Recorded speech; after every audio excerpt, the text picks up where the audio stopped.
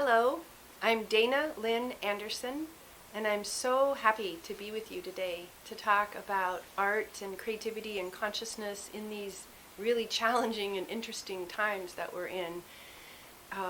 There's a saying you've probably all heard, it's a blessing to live in interesting times. So in this regard, we are all abundantly blessed because in these past few years, we've seen the world changing more rapidly, more immensely than ever before. There's like a seismic shift underneath the surface and on the surface itself.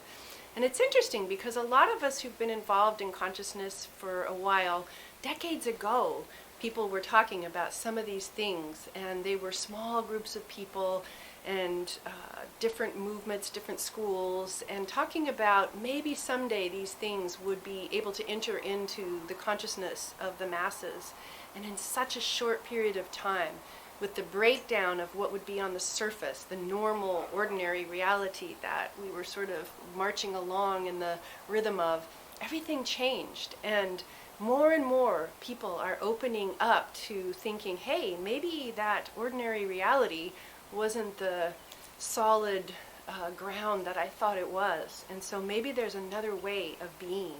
And so there's really, alongside this shattering of what we're used to, there's the opening that's happening in so many hearts and minds, making this indeed a really interesting time. Because it's a time when there are some things happening that are very challenging, painful, dark even, and it's hard to know how to navigate our way through it. But it's also a time of amazing hope and seeds of possibilities for worlds new and different and unbelievable from the current perspective. So I'd like to talk a little bit about the idea of strengthening the light, because it's an interesting thought. At first you think, how can you strengthen the light? The light is the light. It's already bright and light. But there is a very interesting concept that comes to us from science about the difference between ordinary light and coherent light. And in ordinary light, it's also a technical term here called scattered light. All of the photons are going in different directions. Every single photon has a north and a south polarity.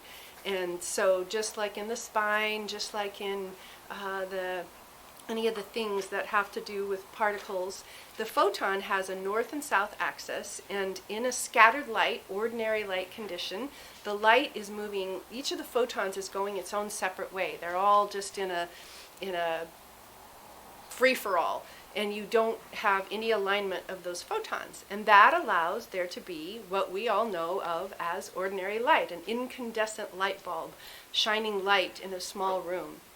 That same amount of power that makes that little light bulb light a small room can turn into what we know as a laser beam, coherent light.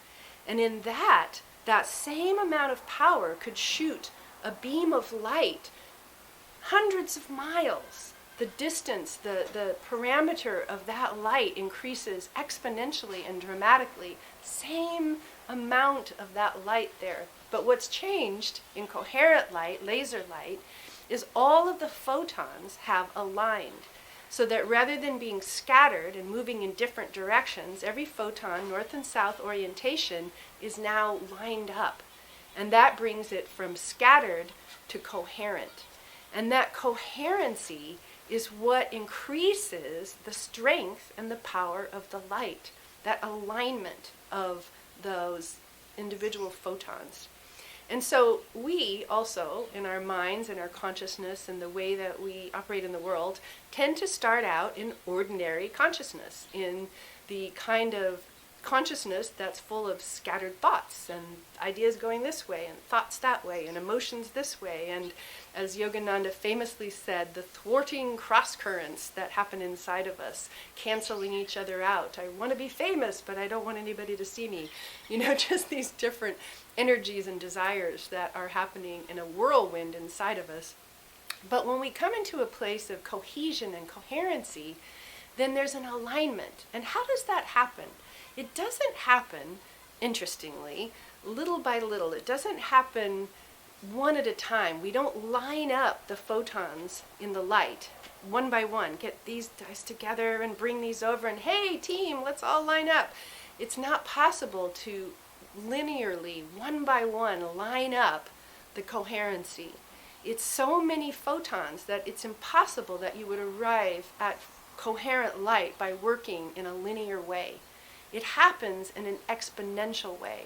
It happens in a critical mass, so that within seconds, within moments, the light shifts all of the particles into place, snapping into an alignment that gives birth to the coherent light. So that's an interesting thing, because in our own lives we often try to put things in order and get our little ducks in the row and use our rational mind to figure out what we're supposed to do. And in these times in particular, this is a strategy that is hopelessly inadequate, because in many ways, in so many different fields, we are facing problems and difficulties and challenges that are simply beyond the capacity of the rational mind to solve. We're out of time for many of the things that we might have been able to solve had we been working on it as a society 20 or 30 years ago, if we'd really gotten behind some of the things that needed to happen decades ago, we would not be out of time. But we're in a strange period in which we're out of linear time. We're out of possibilities to stop the flow of what is occurring in this time. But we're not out of what comes beyond time. And so that alignment that happens in a moment is brought about through magnetism. So an analogy to help see that is to think about what happens with a magnet. And hopefully somewhere in elementary school you guys all got to experience the magnet, or saw it on the internet or whatever, and you have your little magnet and you have all these little particles like iron fillings or whatever. And when the magnet comes near the filling, one by one at first, like for the first couple of seconds, you get like, there's one, there's another one, there's another one, and you get like, and then there's a few more, and then all of a sudden, right, like it's gone from whop. The sound effects are technical terms. And so all of a sudden you have this massive amount of filings that are brought to the magnet.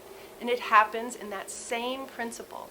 It's an exponential shift that happens where all of a sudden, the same thing happening in those filings, the north and south axes of those filings are brought into alignment. And they are then magnetized to the magnet. They're brought into coherency because of the force of magnetism. And so in our times and in our lives, there is a magnet that can bring our little filings that are in a chaotic, scattered vortex of confusion or fear or uncertainty, all the natural responses to what's happening in the world around us, can be brought into a state of high frequency, high strength, high power, high voltage alignment when we put ourselves in relationship with the magnet. And so what is that magnet? It's the guru. Paramhansa Yogananda came as a magnet for our times to bring into a higher state of consciousness so many souls, so many people in this world.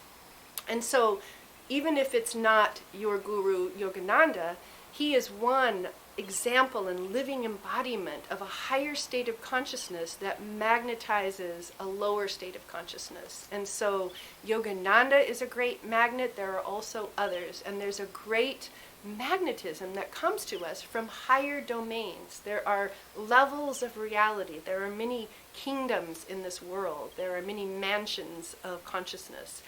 And so when we are operating in ordinary consciousness, it's chaotic, scattered, ineffective, a little bit of a bulb that can light a small room. And when we switch into these higher states of frequency and coherency, we're able to illuminate so much further, strengthen the light.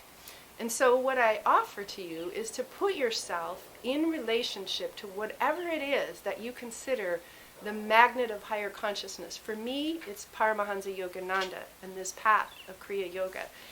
for whatever your path is, there is something in you that knows the light, the higher consciousness. I will lift up mine eyes unto the hills, standing in the sun, feeling the light of the divine.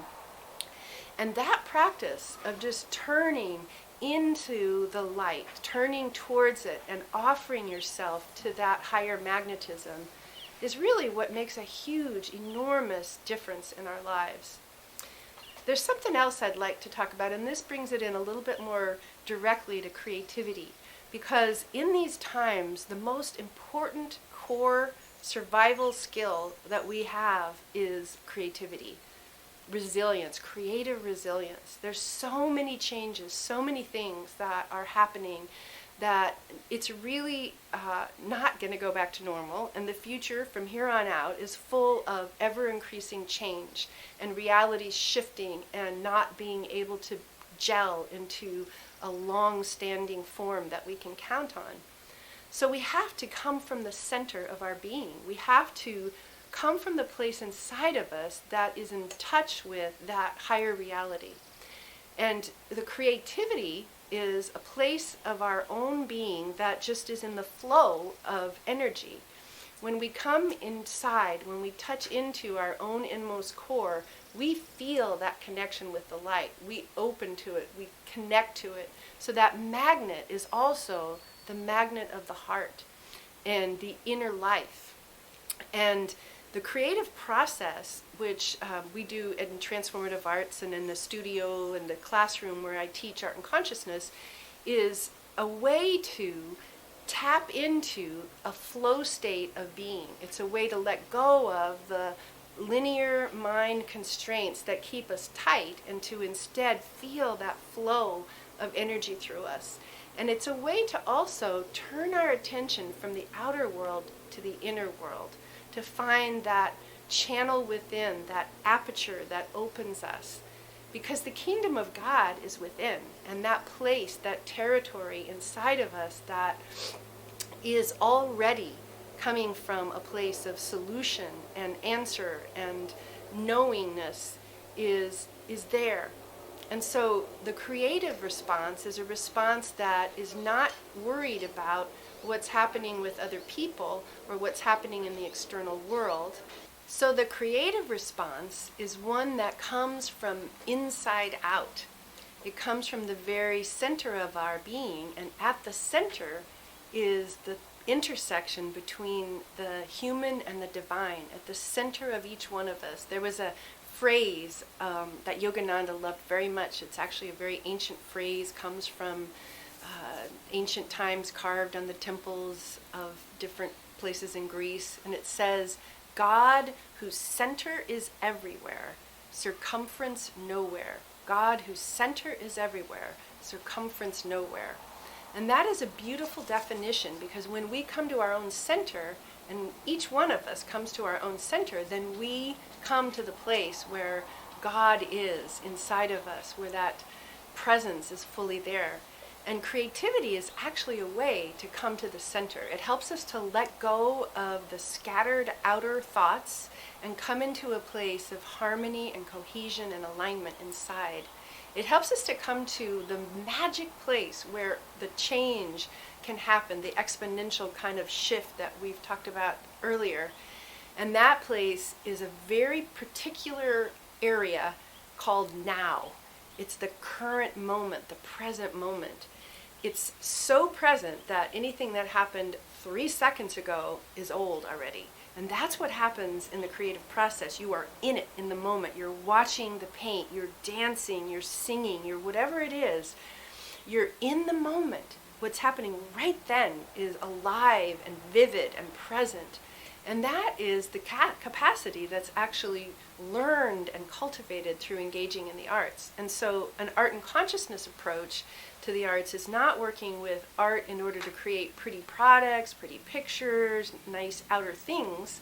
It's working with artistic modalities in order to enter a creative state of being. They're tools, they're vehicles. They help us to open the channel, to come to that magic territory that is only in the present moment. And in the present moment, you're in cohesion and alignment. And here's why it's so interesting in terms of how it can be a very powerful tool in our times. Because when each one of us comes to our center, then we get directions from on high.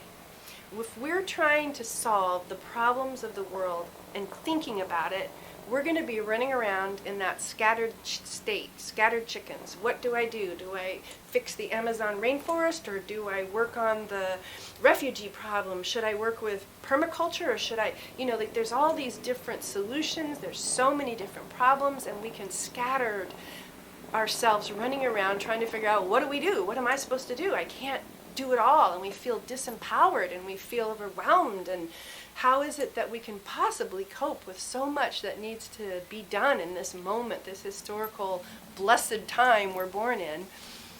But if each one of us, instead of trying to think and figure it out in our minds, if each one of us comes to our own center, then there at our center we actually receive the direction and the guidance that's right for us. And it's that divine higher consciousness that gives us the inner sensibility of what our role is, what my little realm and kingdom is meant to unfold. And if each one of us is coming from our own center, then by magic, the magic of divine consciousness, the magic of higher level coherency, we tend to orchestrate effortlessly. Just back to that little analogy, that thought form analogy of the photons. If we're all trying to solve things in our lives in our own little way, we can't help but be running willy-nilly in different directions.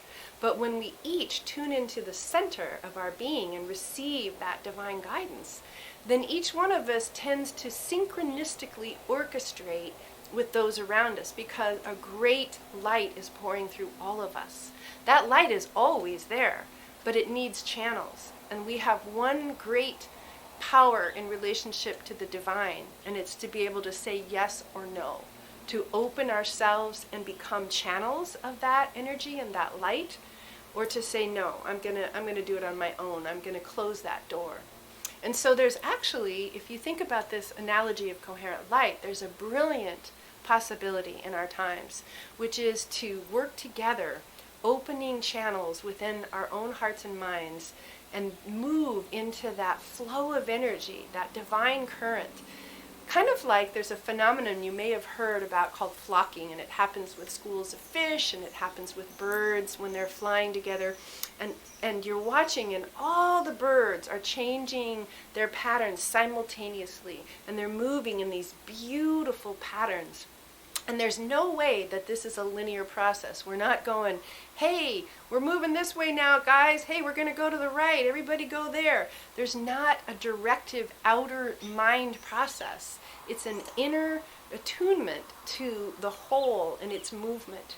And that inner attunement is what comes to us when we come into the magic space of the present moment and the place inside of our own hearts and beings, and we lift up our eyes unto the hills. In other words, we come to the center and we look up and receive from higher realms, inspiration and aspiration.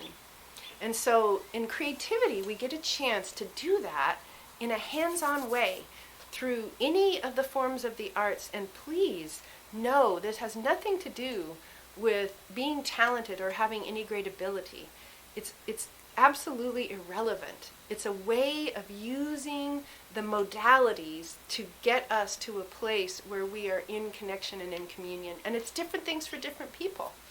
It can be painting or clay or collage, and you don't have to do anything that's pretty even. It's the act of expressing so that you tune into the creative flow. And that creative flow gets applied to whatever it is that your dharma is. And that creativity flows out whether you're a teacher, whether you're gardening, whether you're a mechanic. The creativity is being able to come to that core place at center that knows the solution, because it's not relying on the conscious mind. It's not trying to get the ducks in a row. It's not trying to line up the photons one by one. It's opening to receive information about, maybe try it this way. And each moment is a moment that's alive with without the burden of how we did it before, how we've always done it, and this is what everybody else thinks, because that is the way of the past. We can't, in our time, turn back to the past and rely on solutions that our forebears, our grandparents, our parents, our teachers taught us. The information rate alone is traveling at such a rate that a child in kindergarten will graduate to have a career that doesn't even exist yet, most likely. The rate of change is such that we can't possibly predict the future 5 years from now, 10 years from now. There's so many changes coming, so many new technologies and situations.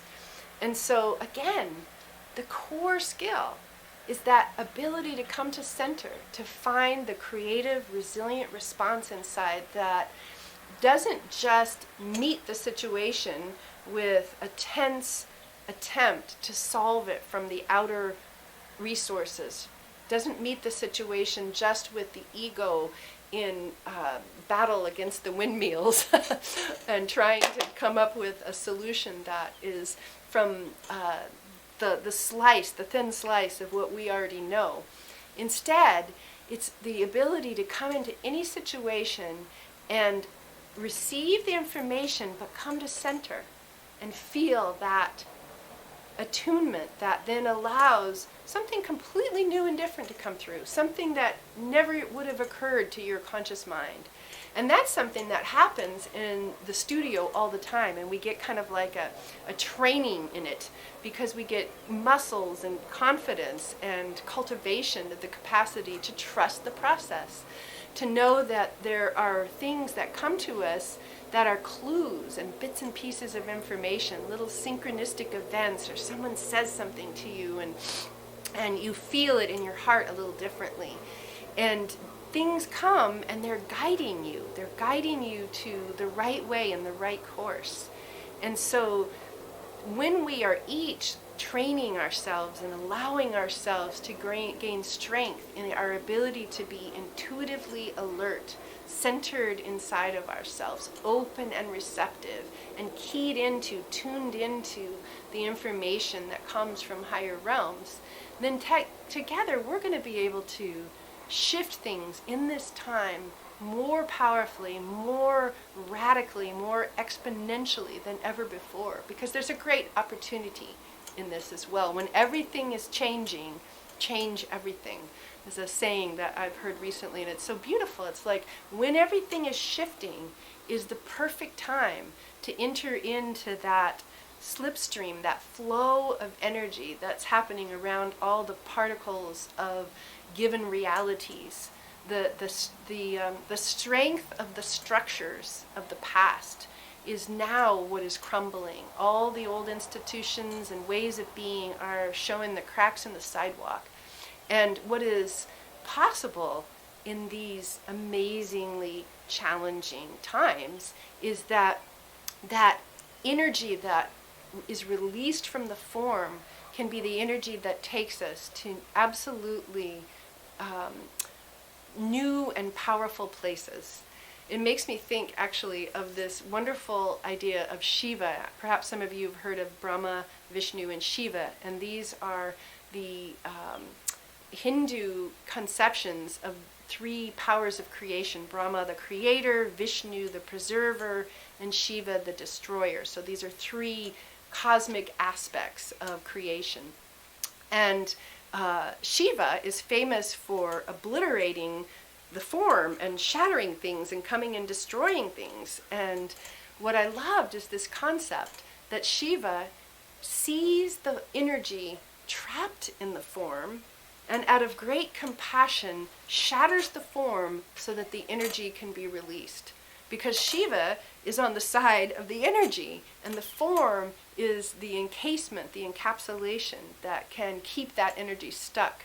So it's kind of a fun way to think about it, that the forces of creation, the divine energies that are at play in our time, are busy releasing energy from form so that new energy can be applied to the world that is emerging. There is a bright and beautiful world that is possible There is hope for a better world. There is a better world that is ahead of us. But what we can't do is get there by holding on to the forms. We can't get there by carrying our pieces of the outer forms with us and trying to put them back together. We can get there by allowing ourselves to enter the current of energy, that current in the spine inside of us, and the current of energy that sweeps through all of us as the waves of light that are moving through this world. And so when we open up and we start operating in a way that is open and receptive, we automatically magnetize a different experience in our lives. We magnetize different people. We magnetize certain conversations. We magnetize the things that day by day carry us forward in the stream to possibilities. Another place that this happens that I just thought of in this moment, which is interesting, is in yoga postures. Because when we're doing a yoga posture, we're also holding forms and taking asanas and postures in order to release the tension that we've carried in our bodies and open up the current of energy inside. And so every time we release tension in our body, we also, again, just like Shiva with that form, we take something that's been held in and release it back into an energy. And so that's what creativity can do in our times, is help us to touch back into our core, our center, help us get into the flow and practice just being at ease with flowing, with moving through many forms. When you're painting, there's red there, and then it drips over here, and then there's blue, and wow, that's beautiful. Whoops, the brown came. Now it's brown. Oh, interesting. Things just keep moving. And we actually, in our studio, practice the detachment of letting go of all of those flickering forms that are constantly changing, and feeling the energy and feeling how it feels to just let forms come and go. Transform means to move across form. And that is the experience of our times that all of us need, the ability to jump and leap across forms, to land on a form that is emerging in this moment and do what we need to do with that form. And then when it's time for that form to dissolve and become the next iteration, the next evolution, to be able to joyfully swim in that stream, in that current, that river. Because when we're in the river, we're in a place of joy. And this is what's amazing, is in these intense times of suffering, we can actually be coming from an experience of joy. When we're hanging on to the form, when we're grabbing onto the particles, when we're trying to make that outer picture stay the same, it's a recipe for suffering. It's like how to suffer 101, grab onto forms, don't let go. But when we give ourselves to the current, to the flow, to the energy, and allow the forms to change, to keep transforming, then it's a recipe for joy. Because we are feeling the delight of that divine stream, those waters of life that are flowing through us and refreshing us and feeding us and nourishing us and carrying us ultimately to where we want to be, to that place of oneness and connection and communion with our deepest, inmost reality and with each other. And that's possible. This world that is crumbling before our eyes is very much on its way to a more beautiful reality if we will surrender to that process and serve as vehicles and channels for that light moving through us.